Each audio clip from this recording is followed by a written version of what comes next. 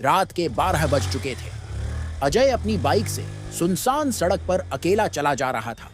चारों तरफ घना अंधेरा और सन्नाटा था। सड़क के किनारे बड़े बड़े पेड़ थे, जिनकी परछाइयां चांदनी में डरावनी लग रही थीं। अचानक उसकी बाइक बंद हो गई। उसने कई बार किक मारी, लेकिन बाइक चालू नहीं हुई। पास ही एक पुराना टूटा फूटा मकान था, जिसके दरवाजे पर एक बुझी हुई लालटेन झूल रही थी।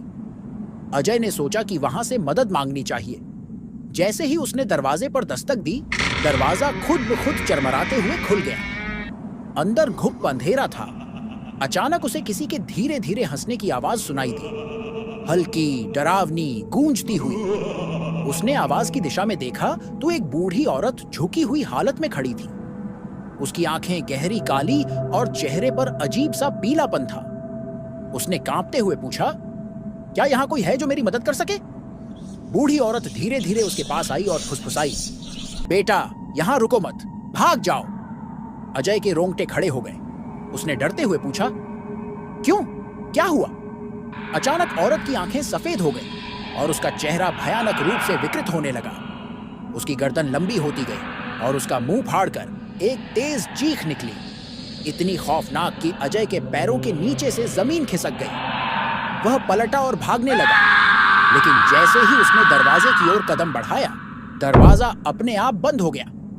अब चारों ओर से सिसकियों और हंसी की आवाजें आने लगी। अजय ने मुड़कर देखा, कमरे में कई अधजले, अधकटे चेहरे अंधेरे में झूल रहे थे।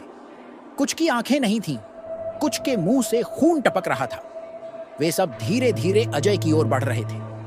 अजय जोर से चीखा, लेकिन उसकी आवाज बाहर नहीं निकली। उसकी सांसें तेज हो गई, दिल जोर जोर से धड़कने लगा। तभी उसने महसूस किया कि कोई उसके कंधे पर हाथ रख रहा है, बर्फ जैसे ठंडे हाथ।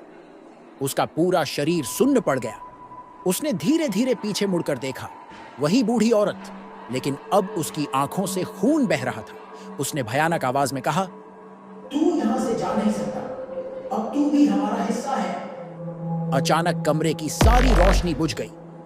अगली सुबह लोगों को उस सुनसान मकान में अजय की बाइक मिली, पर अजय का कोई नामो निशान नहीं था।